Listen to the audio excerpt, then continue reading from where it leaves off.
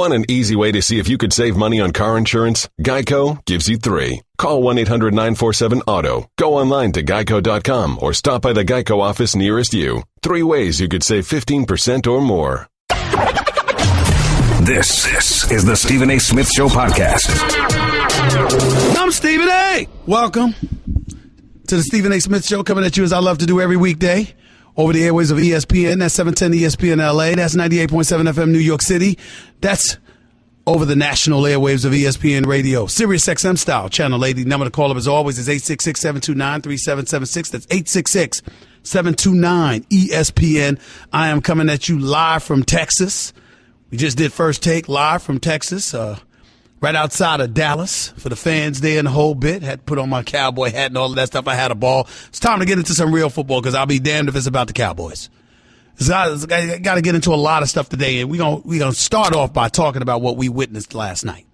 We're going to start off by talking about the shellacking that the New England Patriots essentially took place, particularly in the fourth quarter against the Kansas City Chiefs. And really what it comes down to is a legitimate question about what do you peel from this most of all?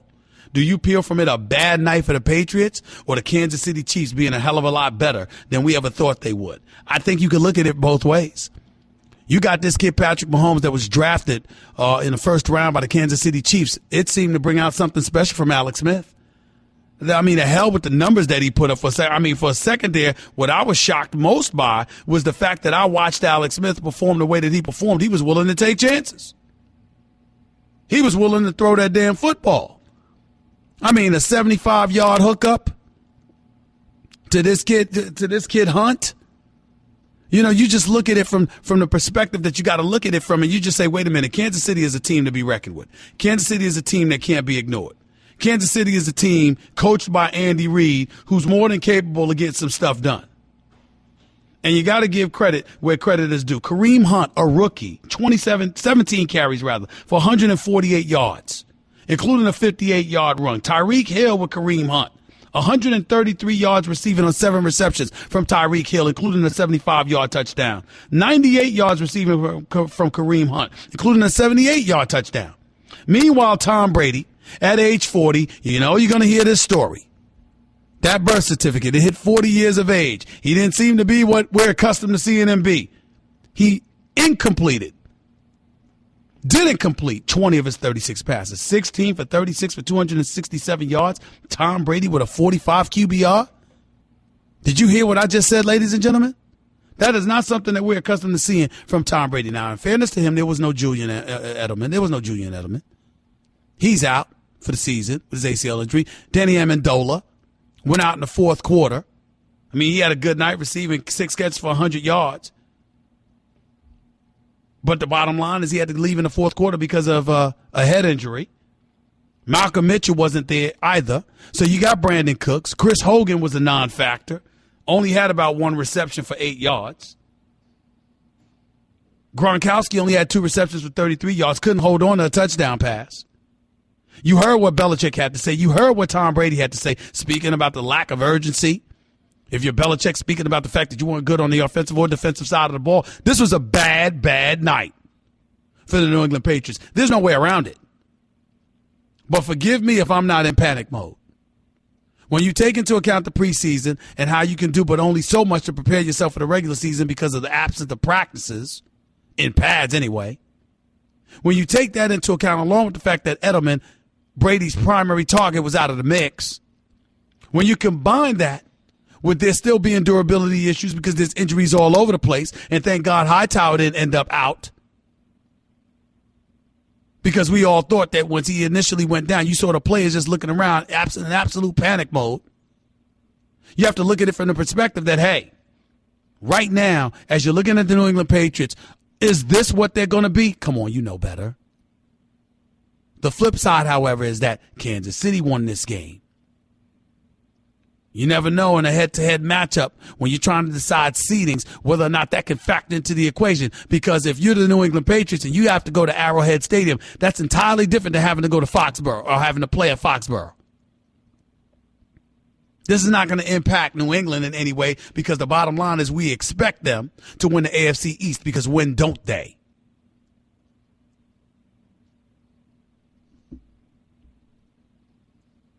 But the flip side to it is that if you're New England, you look vulnerable, didn't you?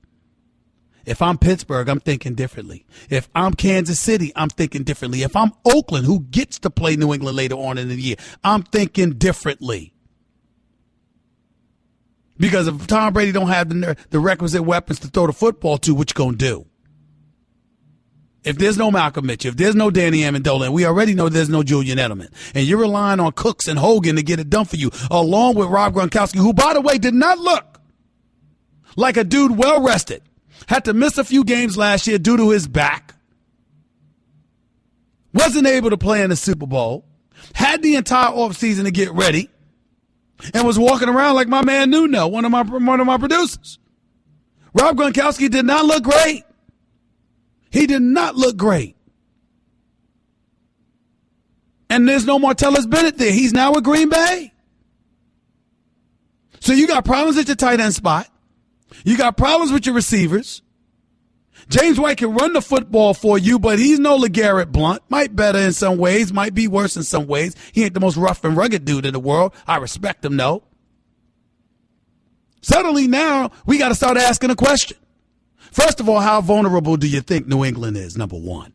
Number two, how good do you think Kansas City is? And number three, if indeed you do believe that the New England Patriots are vulnerable, who do you think is the team that's going to take full advantage of that? Is it going to be Pittsburgh? Is it going to be Kansas City? Is it going to be Oakland? Is Denver going to come into the mix? Is somebody from the AFC South like the Tennessee Titans going to come into the mix? Will the Cincinnati Bengals finally answer the bell when it counts in the postseason? The list goes on and on and on. The number to call up is 866-729-ESPN. That's 866-SAY-ESPN. Lots of stuff to get into. Got a full slate of NFL games to go over for this particular day because the NFL season is opening, as we all know. You got Seattle going to Green Bay. That's a big-time game. You got the Eagles going to play the Redskins. You got the Giants visiting the Dallas Cowboys right here in Big D, where I'm at. You got a whole bunch of stuff going on, stuff that can't be ignored, stuff that we have to pay attention to. Plus, we'll have to get into Kevin Sumlin and him receiving threats, his family receiving threats just because of this loss to UCLA after giving up a 34-point lead last weekend. We'll be talking about that a little bit later on. We've got our resident handicap extraordinaire, RJ Bell, who'll be on the line with us to handicap some of these games taking place this coming Sunday. All of that and more coming up next. Stick around. Don't touch that dial. It's Stephen A. from Big D coming at you live on ESPN Radio. Holla. Want to be a part of the show? Hit Stephen A. up weekdays from 1 to 3 Eastern at 866-729-3776. Okay, Kevin, for the grand prize of $1 million, what color is the White House? I know this. 5 seconds. Oh, switching to Geico could save you a bunch of money on car insurance? Okay. Judges? That's true, Kevin. They'll allow it. Congratulations. You're a winner. Woo! Geico, because saving 15% or more on car insurance is always a great answer. You're listening to the Stephen A. Smith Show podcast. Lots of stuff to get into. Let's get right to it at 866-729-ESPN. It's 866-729-3776. Remember, founder for pregame.com, resident handicapper for, highlighting stuff for AP, resident handicapper for the show, RJ Bell. He'll be on with us in hour number 2. But let's get to the phones for now, man. Talk about what happened last night. Let's talk about what we think is going to happen this weekend. Let's go to Justin in Jersey. You're live with Stephen A. Talk to me. Hey, Stephen A. Big fan of the show, and I really respect your opinion on sports. I agree with you a lot of the time. I think the Patriots really got exposed last night, and they're definitely vulnerable. I like the Pittsburgh Steelers coming out of the AFC and the Giants coming out of the NFC. But, I mean, really what it comes down to, I think Brady really might have taken a step back being at age 40 and maybe he's starting to degress a little bit. Come on, Justin. It's one game. He don't deserve that. We saw it last night. I'm not disputing. Hold it, Justin. Hold it. I am not saying you didn't see it last night. I'm saying it's one game. a 5-time Super Bowl champion who's fresh off of winning Super Bowl MVP honors after overcoming a 25-point deficit? Does he deserve for you to be saying, I think it's over after one game, which is the very first game? You don't think he deserved the benefit of the doubt, Justin, just for more than one game? Say that again, Stephen? I couldn't hear you. I talk to you later because you weren't listening. You were busy talking. You wasn't listening. You're going to listen now. Here's the deal. He's Tom Brady. It was one game. Can we give him more than one game, please? Do you really think that Tom Brady – by the way, he didn't have Julian Edelman. Danny Amendola goes down in the fourth quarter. Chris Hogan couldn't get open. Brandon Cooks is new to the squad. Rob Gronkowski doesn't look like himself. Can we take those things into consideration before writing off Tom Brady as if he's the problem? Can we do that? I'm just wondering. Marcus, you're live with Stephen A. on ESPN Radio. What's up? Stephen A., good afternoon, brother. I'd just like to make a point that Tom Brady, in 3 times that they lost the season opener, they have went on in that same year to win the Super Bowl. That is correct. However, with that being said, I like my Pittsburgh Steelers to overcome that hurdle that is the New England All right, Patriots. tell me why. Tell me why. Tell me why do you like it? What makes you like it? Was exposed and decimated by Alex Smith last night. And I think that's one of the biggest obstacles that the Pittsburgh has had to overcome in the past. Historically, the Patriots have owned the Steelers. And, you know, a lot of times it's Tom Brady tearing up the defense, whether it be in the AFC Championship, just like Ben's rookie year, just like it was last year. But I think we upgraded with T.J. Watt. I think we upgraded with Joe Hayden. And I think if the proper coaching on defense can hold the Patriots down, Big Ben with Antonio Brown and all those weapons he has on offense, if Martavis can stay off the funky stuff, I think he will destroy that New England defense. Well, listen, I'm not worried about the Steelers' offense against anybody. I'm worried about the Steelers' defense, primarily their secondary. The acquisition of Joe Hayden after he was let go by the Browns, I believe, buffers them significantly, assuming he's healthy and ready to go, which he says he is. The flip side to it, however, is that what if he's not? What if their secondary is still suspect? What if they're not able to step up and handle their business the way we'd like them to? That's what I think we've got to consider with the Pittsburgh Steelers, which is why I'm reticent about them. But we'll see. I hope you're right. I can tell you that much. Let's go to Mike in Denver. You're live with Stephen A. What's up, Mike? What's up, Mike man? in Denver. What's up, man? Go ahead, buddy. How you doing, man? I'm good. Talk to me. You're live on the air, bro. Go ahead. Yeah, I ain't doing nothing. I was just calling about the game last night, man. I don't know why they jumping on Tom Brady so early, man. You already know what that is. Ain't nothing but the first game. You know they're going to bounce back, like always. I got you. Listen. You know? We assume they're going to bounce back. The only reason why I'm hesitant is because they got too many injuries, man. Malcolm Mitchell, Danny Amendola now, Julian Edelman before that, and Rob Gronkowski does not look healthy. And you lost Martellus Bennett in the offseason because he went to Green Bay. Right, So I got a lot of questions about, the weapons. It's not about Tom Brady. It's about who's playing with him. He can't do it. He can't do it by himself. You can say anything you want about Tom Brady. The one thing that I can unequivocally promise you, Tom Brady cannot do, that is impossible for him to do, is catch the damn balls he actually throws. He can't do both. Right. He is the quarterback. He throws it, somebody else got to step up and catch it. Right. And before you let me go, man, I'm going to see my brother Fatty today.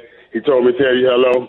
My family up here from D.C. is going to visit him too. So, man, I like listening to you more than I like talking to you. Have a good day, man. Tell him I said what's up. You do the same, man. Let's go to Zach in New York. You're live with Stephen A. What's up, Zach? How are you? Doing good, Stephen A. Talk to me. What's up? Just want to let you know that Dak Prescott's going to have his breakout year, which he had last season, but I think the Cowboys are at least going to make the conference finals. Well, listen, that's wishful thinking. That's hopeful thinking. Here's my whole point. There are 2 teams in the NFC that I think are definitively better than the Dallas Cowboys. They are the Atlanta Falcons and the Seattle Seahawks. Can you deny that? That's right. Okay. So if you can admit that, then ain't no way they go into the conference finals. They might get to a divisional playoff round. I personally don't care. As long as the Dallas Cowboys ain't hosting the Lombardi Trophy, that's all I care about. That they end up losing. That's all that matters to me. That's all that matters to me. Just the last thing I'm going to say. My dad's been a Cowboys fan since he was 8 years old. He's 47 next month. And he passed on a tradition to me. And I'm letting you know right now, the Cowboys going to Super Bowl for the next 5 years. Oh, please. Why don't you tell me the sky is blue and all of this other stuff? You giving yourself a 5-year window. You're really stepping out on a limb there, Zach. Congratulations. Bravo. Bye. Joe in New York, you're live with Stephen A. What's up? Hey, Stephen A. I just wanted to say that I think it was 2 seasons ago where the Patriots played the Chiefs on a Monday night game. I think it was week 3. Destroyed them. Yeah, and everybody's saying the same thing that, the Patriots this, the Patriots that, and then they went on a little run. So, I mean, it's like you said, it's early on in the season. People got to just, respect the Patriots way, and, we'll see what we come with week 8. And I just want to say, while you're down in Dallas, give those Cowboys fans some hell for me. I already did. I spent all morning on First Take giving them hell. Appreciate the call, man. Thank you. Jordan in Washington, you're live with Stephen A. What's up, Jordan? How are you? Hey, what's going on, brother? How is your Friday going? I'm doing all right. Go ahead, man. Yeah, did Max dig in on you yet? Because I haven't watched First Take. I'm not going to answer. Call me, talk to me over some other day about that. I don't give a damn about whether Max is trying to get in on me or not. I'm doing my radio show. It ain't the Max Kellerman radio show. It's the Stephen A. Smith radio show, bro. Go ahead, make your point. I know.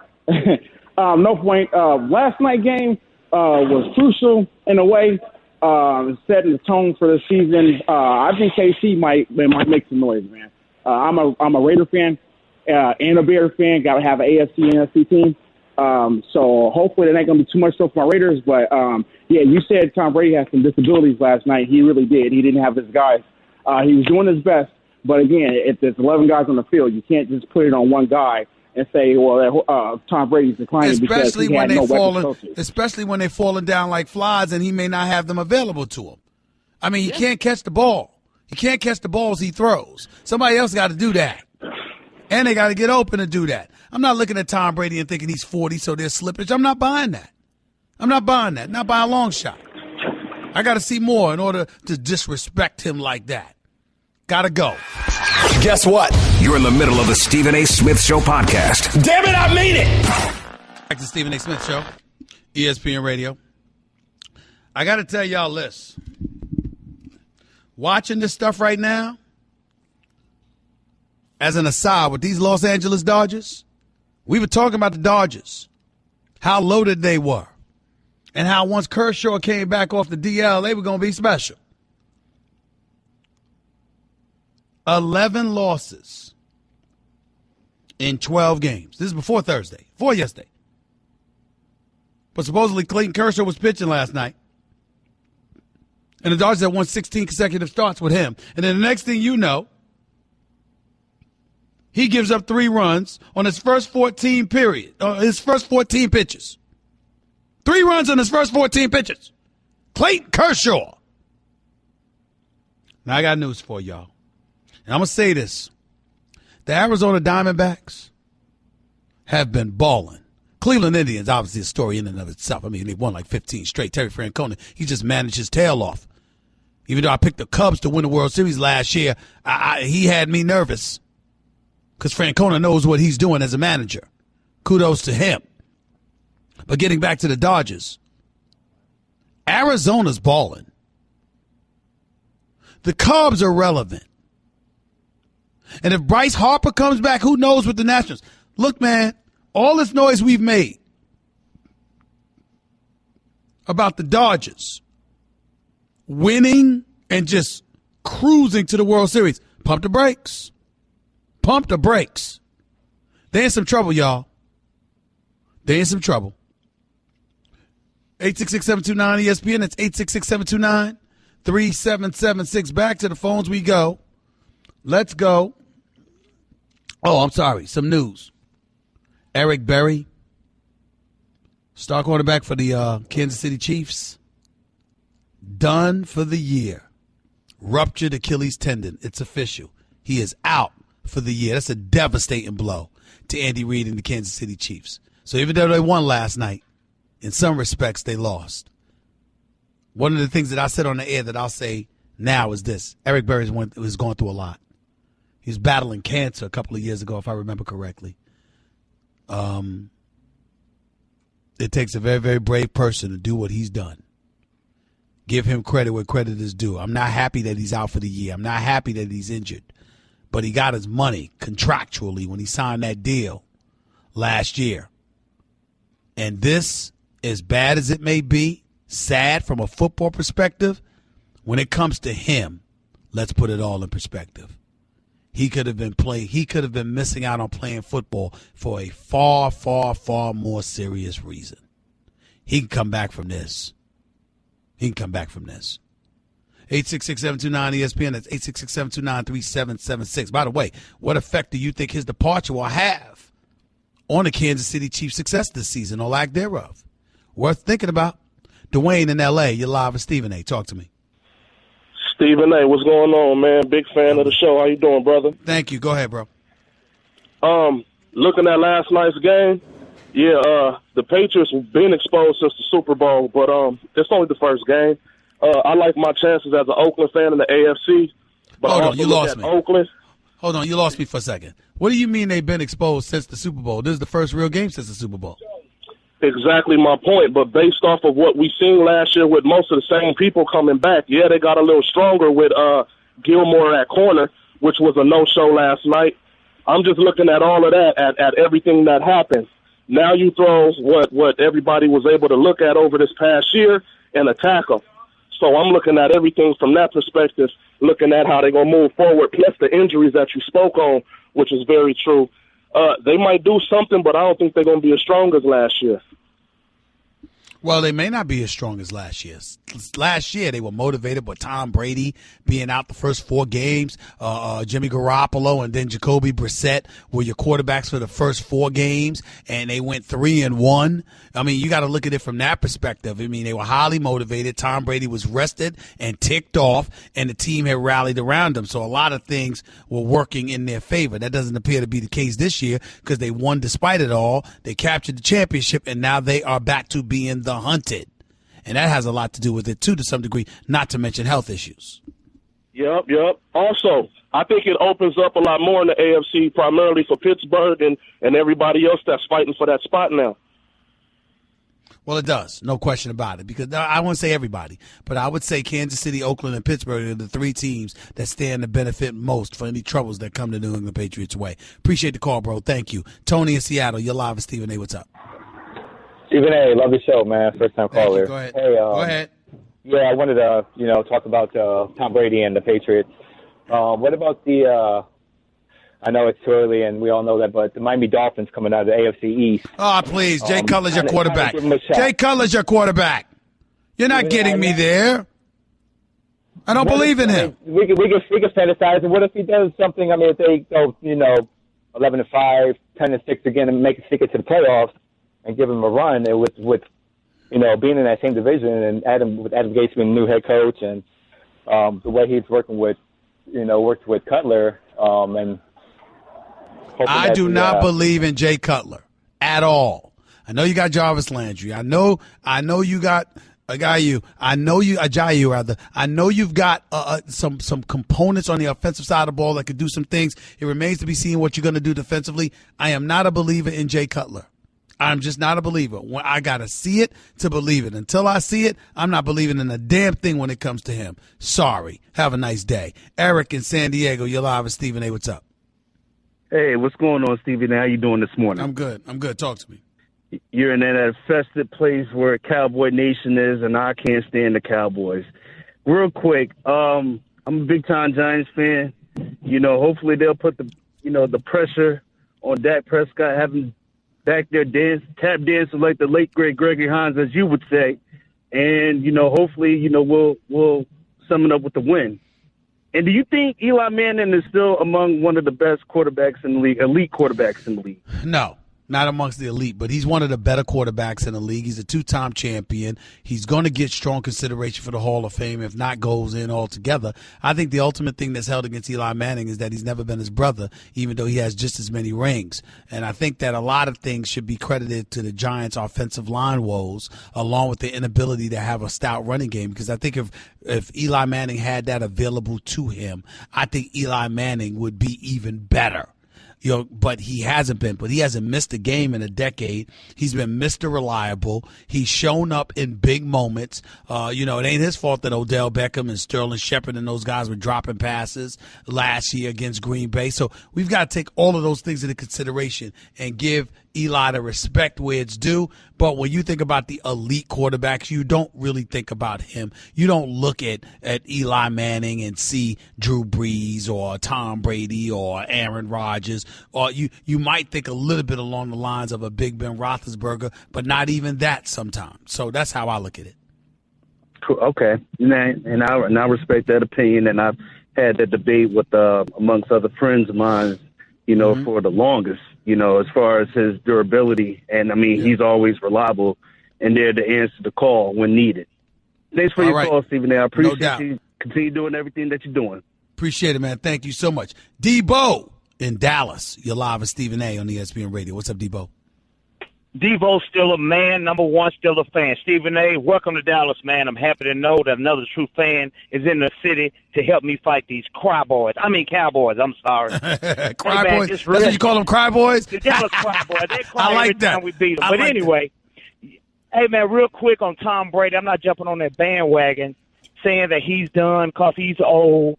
New England is just running into what the Steelers have run into for years and years throughout the playoffs, which means that, remember, last year we had to play New England without Le'Veon Bell. Correct. The year before that, we had to play Denver without Le'Veon Bell and Antonio Brown. Correct. Not to mention last season, we went through the whole season without Martavis Bryant because he couldn't stay off the what? The weed. No, I'm only the one. I'm the only one that's allowed to do that, bro. I'm the only one that's allowed to do that. Go ahead. You're right, sir. I apologize. But they're just running into injury. So I'm not I hate if when all the analysts start to say, well, Tom Brady didn't have this weapon or that weapon or that weapon. Well, it's what the Steelers have been running into for years. So stop making excuses for them. This is just the first game. It's not panic mode. But let's see how they respond and see if they're the true champions that they are and just come back. So I would love to meet them again in the AFC Championship and see how we fare up against them. Everybody fully healthy, but it is football. So regardless of who's there, we're going to have to see how it come out. So, listen, here's the deal. Yes, here's the deal. The Steelers secondary is suspect. Even though they got Joe Hayden now, I got to see them show up defensively before I'm going to believe in this team getting back to the Super Bowl. Let me tell you what the true problem with our secondary is. We don't get pressure on the quarterback anymore. Of course. We have to come out of our traditional defense. And that is New England is tailor-made for the defense that we run. They can beat us. The last time we beat New England, we manned up on them. We put pressure on the quarterback. We didn't give the receivers a free release, and that messed with the timing of those patterns. That's the way you beat them. Put Tom Brady on his back to where he started complaining and fussing at players and slamming the ball. Exactly what KC did to them is the way you beat New England. You keep the pressure on. Got it. Give Stephen A. piece of your mind. He is sorry. Call him weekdays from 1 till 3 Eastern. I mean, just trash. At 866-729-3776. Guess what? You're in the middle of the Stephen A. Smith Show podcast. Damn it, I mean it. Chicago, Washington getting better. Dodgers getting worse. It's getting very interesting in Major League Baseball. My time of the year where baseball is approaching. My Yankees better make the damn postseason. That's all I know. There's going to be hell to pay. 866-729-ESPN. That's 866-729-3776. One of the other things that I want to do before I get back to the phones is read y'all a little story here.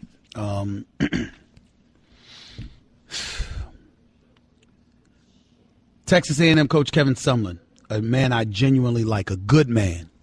Didn't have a good day losing a 34-point lead to UCLA. Obviously, he was on a hot seat, deservedly so, because when you work for a university like Texas A&M, good things are happening, immaculate facilities and beyond. People are at heightened expectations. They have heightened expectations. And 8-5 doesn't cut it. But he is a good coach.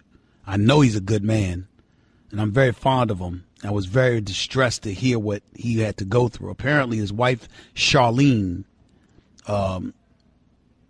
received something after Texas A&M gave up the 34-point lead in Sunday's last-minute season opening loss to UCLA. She received a note that said, quote, "You suck as a coach. You are an N-word and can't win. Please get out or else." That's what it said. Obviously, the wife was aghast over it, said, people of 2017, please tell me how any part of this is okay. And to the sender, did it occur to you that a child may open this letter?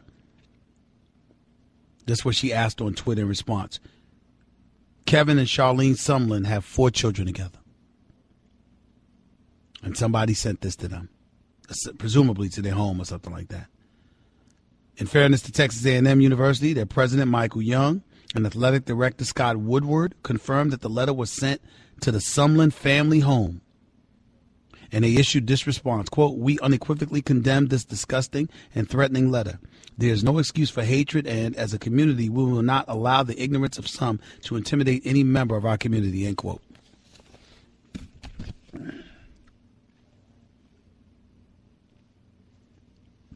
Are there still some of you out there who don't believe racism is alive and well? I mean, how much evidence do you need?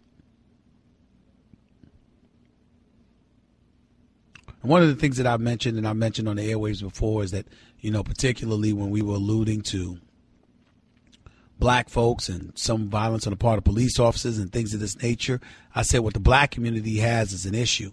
When you're asking yourself the question, you know, why is it that white folks get arrested, but black folks end up getting shot? That seems to be the case. Well, naturally, somebody like Breitbart News decides to quote me, and they want to make sure that they highlight this. Essentially that per the Washington Post, 258 white people have been shot and killed by police in 2017 compared to 141 black people. First of all, I said it seemed to be the case. Secondly, and more importantly, 258 to a population that makes up 66% is entirely different than 141 in a population that makes up only 13%. None of it is good. Nobody should be harmed fatally, unnecessarily, and unfairly. If you're not a criminal, if you're not armed, these things shouldn't be happening to anybody. I don't care what ethnicity you belong to. But the reality is clear. We can sit up there and talk about people getting shot and killed or whatever the case may be. I was alluding to specificities like unarmed black men posing no threat. We haven't seen nor heard of white folks protesting that that's happened to them. So it wasn't about the number. It was about the specifics. But I just thought I'd highlight that. Lawrence in Dallas, you're live with Stephen A. What's up? Hi, Stephen A. Go ahead, man. Big fan of yours. Thank you. Can you hear me? Yes, go ahead. Yeah. Okay. Hey, big fan of yours. I just have a question. I've always been a Cowboys fan, but I've always been against Jason Garrett. I'm a disabled veteran, and I know a true leader of men when I see one, and he's to me he's always lucked into. We've always had 3-8-8 seasons with him, and then 2 winning seasons. But and the last one was with Dak, and then we had another losing record with him. But so you've had 4 losing seasons to 2 winning seasons with him. Go ahead. Yeah, I just can't stand him. I don't know. I don't know if I'm the only one that feels like. I don't know. No, you're not the only one that feels like that. You're not the only one that feels like that. There's plenty of people that think like that because they know that he got the job because Jerry's fond of him. We know that he got the job because Jerry loved him. He was the Golden Boy as an offensive coordinator. He was getting paid what Wade Phillips, the head coach, was getting paid. And he was clearly the coach in waiting. Completely and entirely unfair to Wade Phillips. But that's what Jerry Jones wanted to do. We all know that. We all view Jason Garrett as relatively a puppet. I mean, Jerry Jones is the president, the GM, you know, the de facto coach in a lot of people's eyes. We all know that. But at the same time, are we going to knock Jason Garrett for taking the job as the head coach for the Dallas Cowboys? Are we going to knock Jason Garrett for getting paid what he can get paid? We ain't going to do that. We're going to simply recognize it for what it is, Lawrence, and go from there. I appreciate the call. That's what we're going to do. And by the way, Lawrence, we appreciate your service to this country as a disabled veteran. Thank you for your sacrifice. 866-729-ESPN is the number to call. That's 866-729-3776. Hour number 2 up next. We'll get more into these games coming up for week 1 of the NFL season. We'll have our resident handicapper, RJ Bell, on the line with us, and you'll have me. You know what that means. Don't touch that dial. That's just a sample of what you'll hear on the Stephen A. Smith Show. Weekdays at 1 p.m. Eastern on Sirius XM Channel 80 and the ESPN app. Want an easy way to see if you could save money on car insurance? Geico gives you 3. Call 1-800-947-AUTO. Go online to geico.com or stop by the Geico office nearest you. 3 ways you could save 15% or more. This is the Stephen A. Smith Show podcast. I'm Stephen A. Stephen A. Smith Show here with you for the next hour over the airways of ESPN Radio, Sirius XM Channel 80. Number to call up as always is 866-729-ESPN. That's 866-729-3776. Before I get back to some calls on football, let me go to my man Rick in L.A. You're live with Stephen A. What's going on, Rick? How you doing, man? I'm good, Stephen A. How are you? Talk to me, bro. Because I know you want to talk about the Dodgers. I said, lady, let me hear what Rick has to say. Well, first, more than anything, I want to say I'm a very huge fan, and you're the baddest man in radio sports history, my brother. Well, thank you. I appreciate it. Go ahead. What's up? What's on your mind about the Dodgers? This is what I got about the Dodgers, and I want to know your opinion. Mm-hmm. I want to know basically if maybe what's going on is a locker room issue. I don't know if anybody's been talking about it. Obviously, there's no speculations. I know a couple of years or last year we had the Puig issue and this and that. But I'm starting to think there's something maybe going inside the locker room that's getting to be what it is in this whole frustrating season of where are we going to go? What do you think, Stephen A? I don't know. I don't know the answer to that question. I haven't heard it, but I will tell you this. You got Kershaw, who was out for 5 weeks with his back injury. You got Alex Wood, who seems to be tiring. You got Yu Darvish. We all know is inconsistent. He was inconsistent in Texas. He's inconsistent now. Okay? You got Jensen as your setup guys. But you got to understand it. So when you think about it from the standpoint of your bullpen, for example, the Los Angeles Times asked this question: do they have the bullpen setup guys for closer Kenley Jansen? You're talking about guys, that had an ERA above 5 during this losing skid. Think about that. An ERA above 5. So you got Corey Seager's elbow. You got to wonder whether or not he's okay. You got Cody Bellinger. He's got to stay strong, even though he's playing those extended minutes. You got the injuries that you have to deal with. I mean, these are the kind of things that happen as a baseball season wanes. You got to be careful about all that. I don't know if it's a locker room personality. You can't tell me it's a locker room issue, okay, when you were on pace to win 116 games, you were 91-36, and then over 13 games, you go 1-12. It must be some attitude issues. I'm not buying that. I'm not buying it, Rick. It doesn't make sense. You know what? I got to agree with you to very much a certain extent. If you had attitude issues, Rick, if you had attitude issues, you wouldn't have went 91-36. Exactly. So it ain't that. It ain't that. I'm not buying it. Not buying it at all. But Chicago's coming. Nationals coming. Diamondbacks even coming. Dodgers better get it together, man. They better get it together. Appreciate the call, man. 866-729-ESPN. It's 866-729-3776. Let's go to Bob in Queens. You're live with Stephen A. What's up, Bob? How are you? Hey, Stephen A. Great show, as usual. Thank you. Go ahead, man. Listen, a couple things. One is Colin Kaepernick. Right. The only thing, I'm an ex-military and police officer. Okay. So the only thing that's ever bothered me about Colin Kaepernick is when he wore the socks. Because basically that said everybody in one profession is the same. Got it. And you can't generalize. That's fair. That's fair, Bob. That's fair, Bob. You can't generalize. Right. And, and people generalize too much. So you're right. Let's say, right. So that's the only thing. He could do whatever he wants. Now, the Michael Bennett situation, I think we should, find out all the facts. Right. But my opinion, from what little I know right now, is as a police officer, when you go into a situation where there's possible shots fired, you go in there nervous. Okay, and you're trained to do the best you can. Mm-hmm. But when you go in there, now I don't know if he was all by himself, crouching, or if there was, if he was just solely picked out and there were 10 other people in there, then I'd say something's up. But if he's the only one in there, we don't know what the final disposition was, right? It turns out there was nothing. Okay. But if he was the only one in there and he's crouching, then he runs.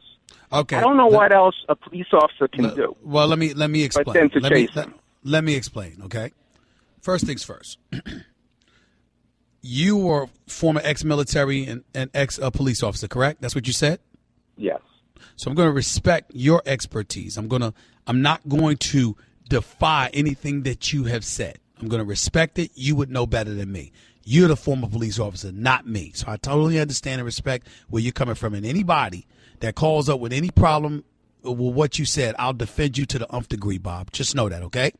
But here's what I would like you to understand. You're trained. We're not. You're Michael Bennett. You're crouching behind something and you're unarmed. If you heard a shot, maybe it was because you were trying to avoid getting hit by some bullets, okay? Maybe you were trying to avoid being harmed. That's number one. But number two, and more importantly, you are right in this sense, Bob.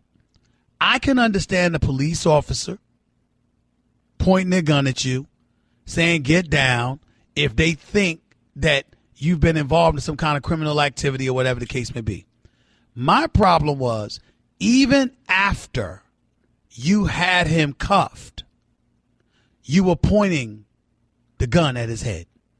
If the man is laying on his stomach, with it cuffed with his hands behind his back, Bob, can you explain to me why our officer is still pointing a gun at his head? Probably not. Telling him don't move or I'll blow your MFing head off. Could you explain that? No, that's unprofessional. That's what I'm saying. So what I'm trying to say to you is that if you can point to something that was unprofessional and excessive at that particular moment, isn't it going to bring everything in question to you? Not really. I mean, you only bring into question the parts that are questionable. Everything that led to it was No, I agree with that. That's not what I'm talking about. I'm talking about once you've apprehended him. I'm saying, because you got to remember, his issue was with the apprehension. It wasn't with being questioned. It wasn't with being told not to move. You grabbed him. He was unarmed. You told him to get on the ground. He's on his stomach. You've got your knee on his back. He's cuffed with his hands behind his back, and still there is a gun being pointed at his head with an MF bomb thrown in his direction about don't move while he laying on his stomach and his hands are cuffed behind his back. Do you see what I'm saying? Yes, I understand what you're saying. Okay. I think up to once he's cuffed, I don't see the cops did anything wrong. And if you were in the cop's shoes, because nobody ever puts themselves in the other person's shoes. I'm not black, but I try. I understand. Okay. I truly do. I put myself in other people's shoes. I definitely know the situation with cops. Before he was cuffed, everything they did, I think you would do. Okay, because you don't know yet. And that's fair. The job was with a gun. It wasn't like it was a stolen wallet. Okay, but Bob, gun involved. But Bob, listen to me. Listen to what I'm saying to you. No one should disagree with you with that. I totally get it. But what you can't do is then turn around and ignore the parts when he was cuffed.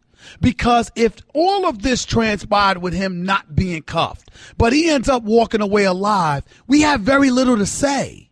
The problem is that it's on video. The man is cuffed, and you're still cussing at him with a gun pointing to his head, telling him don't move, while a cop's knee is on his back and he's cuffed face down. That's the problem. The adrenaline is flowing. So say what? The cop has to know when to cut it off. And it's once the person's cuffed. Right. The difference between what I'm saying is to me, in the end, what you have to understand is you're absolutely right about the points that you're making before he's cuffed. But once he's cuffed, the fact that they were still conducting themselves in that manner shows you how their mentality may have been even before the cuffs took place. And that's the thing various communities are pointing to when they talk about treatment by some in the law enforcement community against certain ethnic groups. That's the stuff that we got to address, Bob. And when we have more time, we can. Thanks for the call, but I think you make very valid points and you're very, very fair. We can't assume that the cop did the wrong thing before the man was cuffed. We can only point to what we saw after he was cuffed. But in that moment, if a shot is fired and a crowd is dispersing, you're a police officer. You've got moments to make a quick decision. And your life is on the line. So it's understandable in certain respects. But not once he was cuffed, Bob. Not once he was cuffed.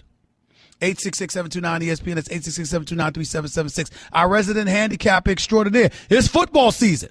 So how can we have football season and think about handicapping these games without talking to our boy, R.J. Bell? He's up next with Stephen A. on ESPN Radio. Catch the Stephen A. Smith Show live on 98.7 ESPN New York, ESPN LA 710, and Sirius XM Channel 80. You just can't make this stuff up. Weekdays from 1 to 3 Eastern. Okay, keep your eyes closed. Okay. I want to show you my first ever painting. All right. Okay.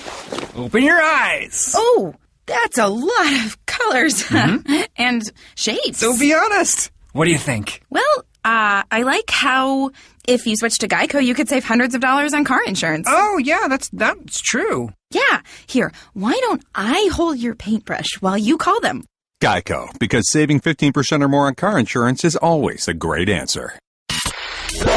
You're listening to the Stephen A. Smith Show podcast. Always an honor and a privilege to have my next guest on because, as you know, when he arrives, it is time to talk football. He's a resident odd makers with the Associated Press, founder for pregame.com, resident handicapper right here on the Stephen A. Smith Show, ESPN Radio. Ready to start off the 2017 NFL season. His name is the one and only R.J. Bell, and he's on the line with us right now. What's going on, R.J., man? How you doing? Steven, it's good to be back. Football season is here. Let's do it. Football season is here, no doubt about this. You talked about, before we get into the NFL stuff, what shocked you about last week? And I saw Howard, as a 45-point underdog beat UNLV. I saw Liberty, the paragons of virtue at Liberty University beat Baylor. College football's definition of Satan, for crying out loud, all the stuff that's been going on at that university. And then, the list goes on and on. We saw Texas A&M blow a 34-point lead to UCLA. What stood out in your mind about what happened in college football last week? I think you touched on it. It was UNLV losing right here in Las Vegas, 45-point underdog. Now, that's obviously a really big number, but let's think about how big of an upset that is.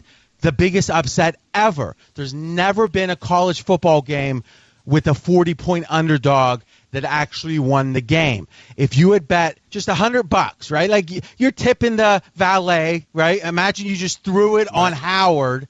You would have won $55,000. 100 won you $55,000. It was that big of a long shot. By the way, this never happened. But if somehow it did, if you said Howard and then Liberty on a parlay, both of them have to win the game, $100 would have won you over $4 million.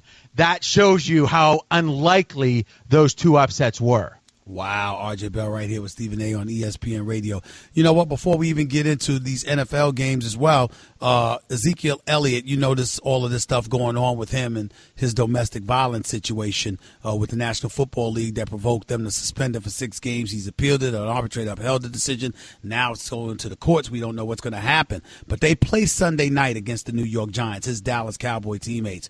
And I'm interested in knowing, how many points is Ezekiel Elliott worth? What would the Dallas Cowboys be going into this game if he were not playing compared to what they are now that we know he's playing? A lot of people are going to be surprised by this one. He's worth about a half a point per game.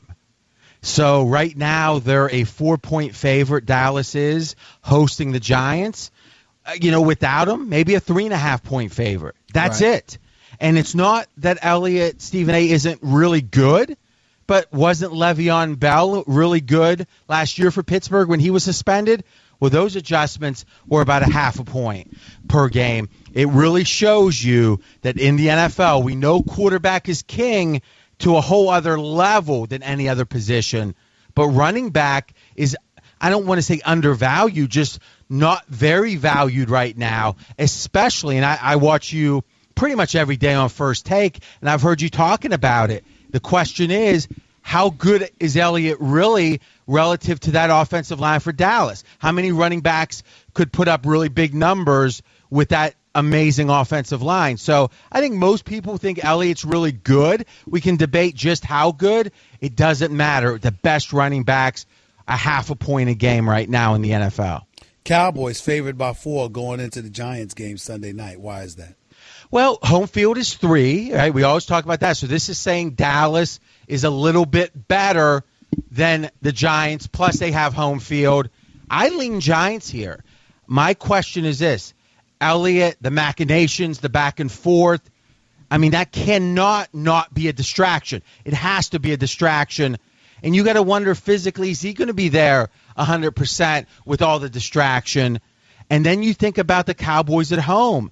This is a team, last 40 times they've been a home favorite. They've only covered the Vegas spread 12 of the 40. Now, the Giants, they're a popular team, obviously a New York team. And if you look at their offense last year, it trended very poorly. Last 6 games of the year, they were scoring less than 14 points per game. So it's not that I love the Giants. I just think I'm getting more than a field goal, and that puts the value, in my opinion, on the Giants. Raiders, 2.5-point underdogs at Tennessee. Why? Well, Tennessee is one of the wise guy favorites. So we had the whole spring, the summer, for the bettors to bet Super Bowl futures, bet over-under win totals, all different ways, who's going to win divisions. And Tennessee got so much professional support, a lot of optimism. Obviously, they've had amazing draft choices, or at least high-up draft choices. They got Mariota. How good are they going to be? A lot of optimism. On the other hand, the Raiders, check this stat out. This is almost hard to imagine. The worst 12-4 team in history, the Raiders last year, if you look at point differential. And I think that is very important to remember, is when you win a lot of close games, the record looks mighty good, but it's a lot of luck, right? If it's a 42-yard field goal at the end of the game, you make it, you win, you miss it, you lose. Are we really saying making or missing that means all that much? No, that was an even game. But the Raiders were so lucky, and I'll say it, lucky, winning those coin flips. Their record looks much better than I think they really were last year. And because of that, Tennessee is where the wise guys, they really like them against the Raiders. Packers favored by 3, hosting the Seattle Seahawks, even after Seahawks got Sheldon Richardson. What's up with that? Which I think Richardson for the season is a really nice pickup. Week 1, I'm not sure how much. I remember back to home field. Home field's 3. I think Green Bay has the second best home field in the NFL. So their home field is a rare 4. They get an extra point. So now if the line's only 3, what does it say? It says Seattle is supposed to be the better team. And maybe I agree with that by a smidge. But you know what I know? Seattle is not a very good road team. They are great at home, probably the best. If I had to rank home fields, it's going to be Seattle 1, Green Bay 2. But if you go back to 2011 for Seattle, they've had a lot of good seasons since, obviously, right? Super Bowl appearances, Super Bowl victories. In all of those years, they're only one game, the Seahawks, above 500 on the road. So if you're winning Super Bowls and you're still 500 on the road, you're not a very good road team. Green Bay's a great home team. I think one of the better bets of the week, Green Bay laying only the field goal. By the way, Aaron Rodgers, this is his current streak. 37 touchdowns, 7 interceptions. Wow. RJ Bell right here with Stephen A. on ESPN Radio. Steelers -9 at Cleveland. Why? This is the trend game of the week. Now, think about this. They're on the road, Pittsburgh, and they're almost favored by double digits. That's some optimism with the Steelers. Obviously, Hayden at quarterback is a nice addition. That was the weak position for the Steeler team, that defensive backfield. Right. Here's the trend of the week, Stephen A. The Browns in season openers, and this is since the franchise resumed in 1999. So in 18 season openers, 1-17 straight up for the Browns, 4-14 against the spread. You could say, well, they weren't very good. They lost a lot of games. Well, the spread is supposed to equalize any team, no matter how bad they are, and they're still 4-14. So I think there's some logic behind this, which is Cleveland hasn't had good organization, good coaching, and week one is when the good coaches tend to excel because they've had the whole preseason to get ready. So I don't necessarily want to lay 9 with Pittsburgh, but no way am I betting the Browns in week one. Hey, well, we saw the best coach in the game struggle in week one with Bill Belichick last night. So what'd you think?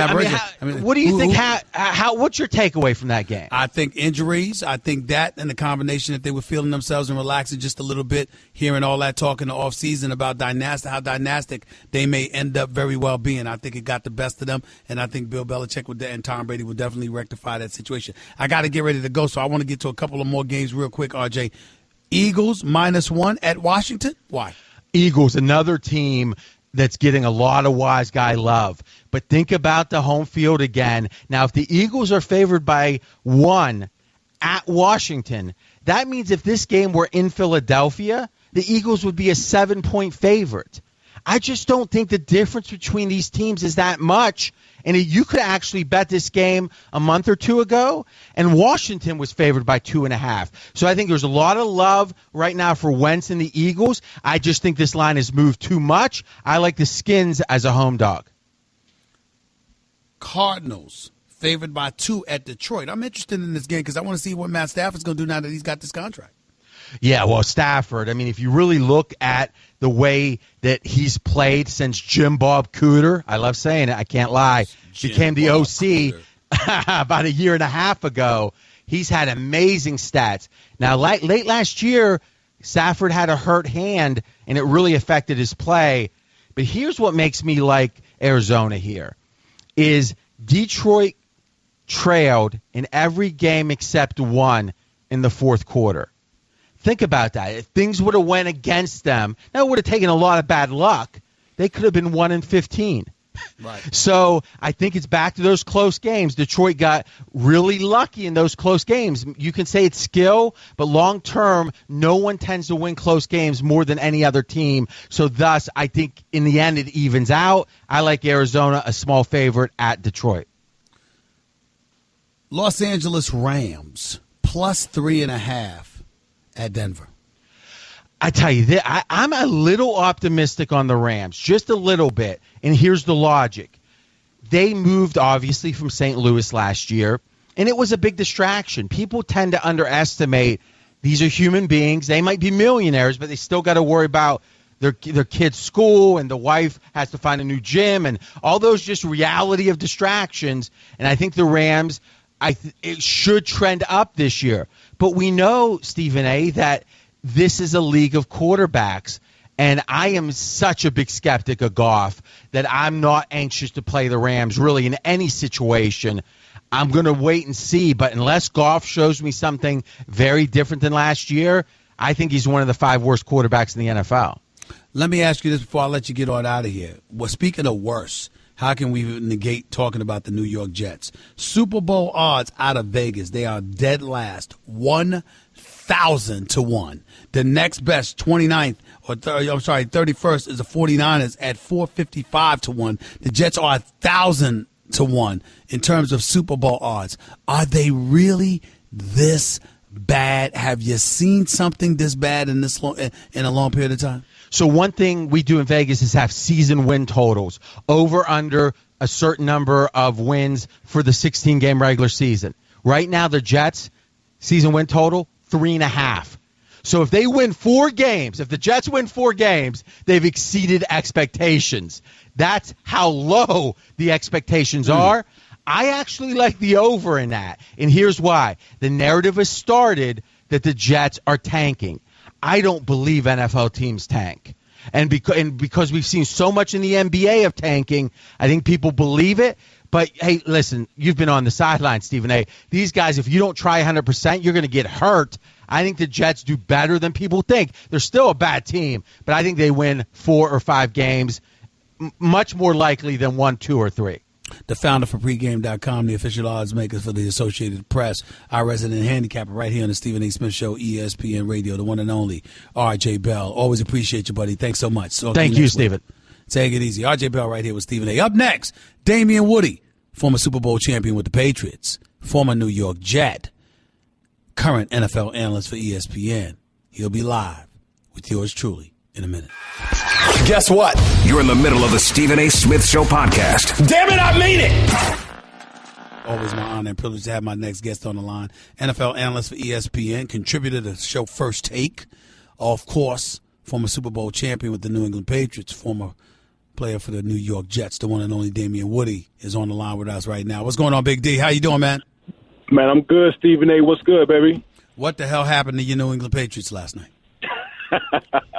Did you explain Calm that? down, man. Chill, man. I'm just asking the question. One. I mean, why you got to be all sensitive? Why can't I ask a question?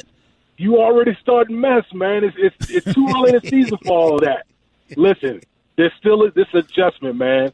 I'll say this. I'm gonna give Andy Reid and the Kansas City Chiefs all the credit in the world because they went in Foxborough, committed 138 yards of penalties, had more turnovers, and ran away with the victory against the Patriots. That you rarely ever see that happen against the Patriots in Foxborough. So, Alex Smith, I don't know what we're witnessing right now, but is this a new Alex Smith at the quarterback position where guys throwing the ball all over the field, man? If that's the case, couldn't believe it. I couldn't believe he even attempted some of those passes. Hey, listen here, man. When you got a young bull behind you and Patrick Mahomes, it makes you get a little bit of get right in your game. So he stepped up last night, man, and played a heck of a football game. Damian Woody right here with Stephen A. on ESPN Radio. So should we walk away with more concern for the New England Patriots or more props for the Kansas City Chiefs? I want to go with more props for the Kansas City Chiefs. Listen, the Patriots have earned the latitude, a little leeway. We've seen this script before from the Patriots where everybody wrote them off and then they come back and win the Super Bowl. So I'm definitely not going to do that. I do see a couple things that do concern me. One, Gronk doesn't look the same as the Gronk we've been normally accustomed to seeing. He looked like he was just lumbering along. He didn't look quick and nimble like we've been accustomed. I don't know if he's still getting his legs up under him or maybe this is the beginning of the end. I don't know. It's too early to say. They missed Julian Edelman. Julian Edelman is big time. And what you saw last night, man, Tom Brady didn't have that security blanket in the middle of the field, and the Kansas City Chiefs just clamped down on all the other receivers, man. But, again, I got to give props to the Kansas City Chiefs. Their game plan, man, they exploited all types of matchups against the New England Patriots, whether it was running backs out of the backfield, Kareem Hunt just running wild all over the field, Tyreek Hill exploiting that matchup. Got to give them props, man. Kansas City Chiefs look really good this week. Let's go into the 3 big games this weekend, Damian. Damian Woody right here with Stephen A. on ESPN Radio. Obviously, the Cowboys and the Giants Sunday night. How are you viewing that game? Break it down for me. Well, listen. One big aspect that a lot of people keep an eye on is Odell Beckham, man. Odell Beckham, you're talking about one of the most prolific wide receivers in the National Football League. You take him away from the New York Football Giants, they're a different offense. No disrespect to Brandon Marshall and Sterling Shepard and all those boys, but Odell Beckham Jr., the offense basically runs through him. So if he doesn't play, man, that's a huge blow to the New York Giants against the Dallas Cowboys. And with Dallas, listen, if Zeke is playing, which I guess that's the situation, they're going to eat clock, man. They're going to run the ball, eat clock, going up against that Giants defense. That's going to be a big time matchup. You're talking about a Dallas offensive line that's probably arguably the best in the league going against arguably the best defense in football in the New York Giants. Whoever wins in the trenches is going to win the football game. And who do you think is going to win in the trenches? I'm gonna give the edge. I'm gonna give the edge to the Giants. I'm gonna give the edge to the Giants. The Giants' defense is big time. They are big time. I really do feel like I think the Dallas Cowboys offensive line is gonna take a little bit of a step back this year. The Giants got some horses up front that can get after it. Okay, real quick because I only got a couple of minutes left. When we think about Seattle going to Green Bay, talk to me about what you think is going to transpire with that game. Did Seattle's defense? Now that's a big time defense. Offensively, I got questions about them, but I got a lot of questions about Green Bay and their defense. I got to tell you that. So where are you with it? Oh, yeah. I got the Seattle Seahawks in that game. Man, that they got a monster pass rush that's going to be able to get after Aaron Rodgers, and we know Aaron Rodgers is a magician in the pocket and outside the pocket, but those boys got Earl Thomas back this year. Remember, Earl Thomas got hurt last year. They were a different defense when he was out. They got him back. They got Sheldon Richardson and Michael Bennett and all those boys up front, man, to be able to get after Aaron Rodgers. So if they make Green Bay one-dimensional and have forced Aaron Rodgers to throw the ball all over the field, man, it's going to be a long day for that Packers offense. What about the Eagles and Redskins? How interested should we be in this game? How potent do you think either of these teams are going to be within the NFC East picture? Well, listen, I think the NFC East period is going to be one of the more competitive, compelling divisions in football anyway. Philadelphia, when I look at the Eagles, listen, Eagles got weapons. They got a really good offensive line. The defense is pretty good. We got to see what the secondary looks like. Carson Wentz, to me, is big. I think he definitely can have a breakout year this year. Going against the Redskins, Kirk Cousins. One thing about the Redskins, man, they've had a lot of injuries in the preseason with a lot of their skill guys. So that's going to be a big-time matchup. Look, you can't afford to be falling back in a division as competitive as the NFC East. So got to get it done. You got to get it done. One of those teams got to get it done. Last question to you. Who do you have coming out of both conferences in terms of your preseason prediction? Who's meeting in the Super Bowl? Well, yeah, I got New England and Seattle. I got New England and Seattle. Why not Atlanta? Why not Atlanta? Because I know how hard it is the year after you go to the Super Bowl. I know they lost the Super Bowl, but still, you're a team that played in the Super Bowl, and teams that go to the Super Bowl, the teams that play them, they bring their A game every week. And I don't know if the Falcons will be up for the challenge to get all the way back to the Super Bowl. I don't know. I don't see it happening. Well, I sincerely hope that you're in shape and you're ready to go because it's the start of the football season, which means you're going to be going up against me on First Take every week. I don't know if you're ready. I'm just trying I'm just trying to be there for you. I'm just trying to be there for you. I'm going to tell you what, man. I don't want to see you running away from me and being somewhere remote and all that. Bring your heart in that studio and look me in the eye. I gotta work, man. Ain't nobody scared of you. I gotta work. Man, what do you want me to do? Don't be scared of the big boy, man. I'm gonna be sitting at the table ready. Oh, please. You better be ready. I'll see you next week then. I'll see you next week, Damien. All right, I'll be looking for you. Yeah, don't stutter. You just better be ready. Bye. Bye. All right, bro. Damien Woody, NFL analyst extraordinaire for ESPN. That's my brother. That's my boy. I love messing with him. Back with your calls to close out the show in a minute. This is Stephen A. Smith Show, ESPN Radio. Want to be a part of the show?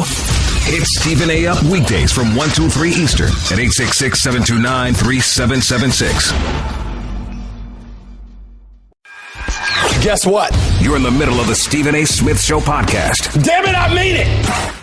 Let me just go down this list, these NFL games coming up this week. And look, I expect the Jets to lose to Buffalo. Buffalo is at home. They should win that game. I expect Chicago at home to lose to Atlanta. I expect Cincinnati to beat Baltimore because Joe Flacco ain't ready. I expect Pittsburgh to beat Cleveland. Arizona and Detroit could be very interesting. I'm going to give Detroit the edge in that game because they're on their home turf, and I'm going to assume that Matt Stafford is going to have a good game to justify his dollars. But I wouldn't underestimate Arizona. They got something to prove after the year they had last season. Jacksonville, I believe, will lose to Houston. Even with Savage as their quarterback, I think Deshaun Watson will be in the starting quarterback sooner than later. I'm picking Tennessee to beat Oakland. At home, with that running game with Mariota, with Oakland suspect defense, beast mode of them boys going to be fierce on their home turf. But opening the season on the road, I'm going to give Tennessee the edge. I think Philly's going to go into the nation's capital and beat the Redskins. I don't know anything about Indy. I don't think that they're that great with Andrew Luck scheduled to be out.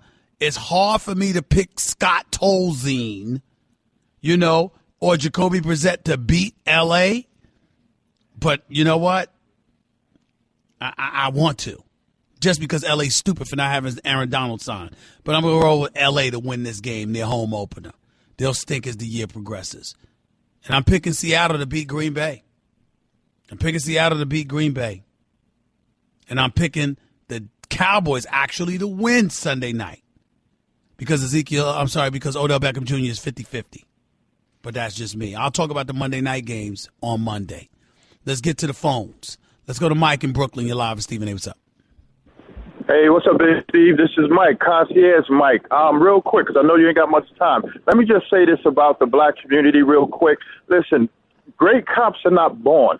They're created by leaders. Leaders are created by the parents that raised them. So, like you said earlier in the week, accountability is everything. We need to be accountable for our kids. Stop doing what we've been doing and start getting respect. And that's the only way we're going to get respect from other people is when we show them that we deserve it. With that being said, do yourself a favor. All the guys at 57th Street says to give your daughter the greatest hug. We miss her. Number two, Cowboy fans, please stop calling Stephen A. Smith's show airing out dirty laundry. He doesn't need extra information. He doesn't need extra ammo. He got enough of that. If you really want to do something like that, don't air out your dirty laundry on the Stephen A. Smith show because he's already hating on you fans. So cut it out. Bring it to us. Cowboy Nation over here. That's all I got to say. Miss you much, man. Appreciate it, man. Thank you so much. Cowboys, you know what? Count your blessings. Count your moments because you ain't going to win too much this year. I don't care what anybody says. You ain't going 13-3. Might go 10-6. Maybe even 11-5. I say 10-6 wild card spot, and then you lose again in the playoffs without winning a playoff game. That's what I foresee for the Dallas Cowboys. That is your destiny. That is what I believe will happen. Okay? It's just the way it goes with you guys. But we shall see. Right now, I could see I'm fantasizing about Pittsburgh after New England lost last night. Fantasizing about Pittsburgh meeting Seattle in the Super Bowl or meeting Atlanta. But I still got a funny suspicion the Patriots are going to hold on to dominion within the AFC. Enjoy week 1 of the NFL season. I'll holler at y'all Monday. Peace and love, everybody. That's just a sample of what you'll hear on the Stephen A. Smith Show. Weekdays at 1 p.m. Eastern on Sirius XM Channel 80 and the ESPN app.